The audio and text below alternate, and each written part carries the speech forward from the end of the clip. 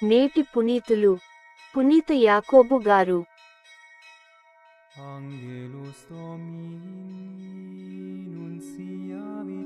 మా భౌతిక శరీరములలో మేము యేసు మరణమును మోయుచుందుము.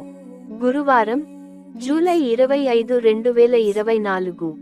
మొదటి పఠనం పునీత చిన్నప్ప గారు కొరింథీయులకు వ్రాసిన 2వ లేఖ 4వ అధ్యాయం 7 నుండి 17 వచనాలు. ప్రియతమ సోదరులారా, ఈ ఆధ్యాత్మిక సంపదగల వారమైన మేము సామాన్యమగు మట్టిపాత్ర వంటి వారమే. ఏలయనా మహత్తర శక్తి దేవునిదే కాని మాది కాదని చెప్పుటకే మేము అప్పుడప్పుడు కష్టములను ఎదుర్కొనుచున్నాము, కాని అణచి వేయబడలేదు. మాకు సందేహములు కలిగినను నిస్పృహ మాత్రము కలుగలేదు. శత్రువులు పెక్కుమంది ఉన్నను మేము ఎప్పుడును ఒక్క మిత్రుడు కూడా లేకుండా ఉండలేదు.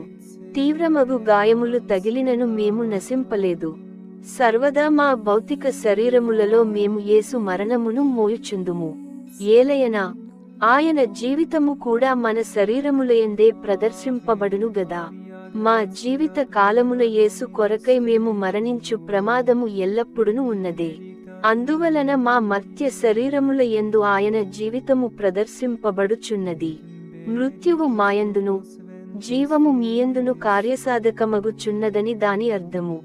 నేను విశ్వసించి తిని కనుక మాటలాడితిని అని పరిశుద్ధ గ్రంథము చెప్పుచున్నది.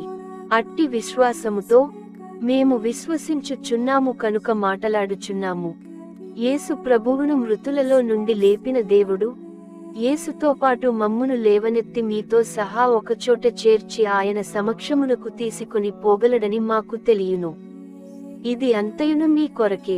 దైవ సందేశము వ్యాపించిన కొలది అధిక సంఖ్యలో ప్రజలు దేవుని మహిమకు కృతజ్ఞతా స్తోత్రములను అర్పింతురు. ఇందువలననే మేము ఎన్నడను నిరుత్సాహపడము. మేము భౌతికముగా క్షీణించుచున్నను ఆధ్యాత్మికముగా దినదినము నూతనత్వమును పొందుచున్నాము. మేము అనుభవించుచున్న ఈ తాత్కాలిక కష్టము ఆ కష్టము కంటే ఎంతయో అధికమైన నిత్య మహిమను మాకు సమకూర్చును. ఇది ప్రభువు వాక్కు.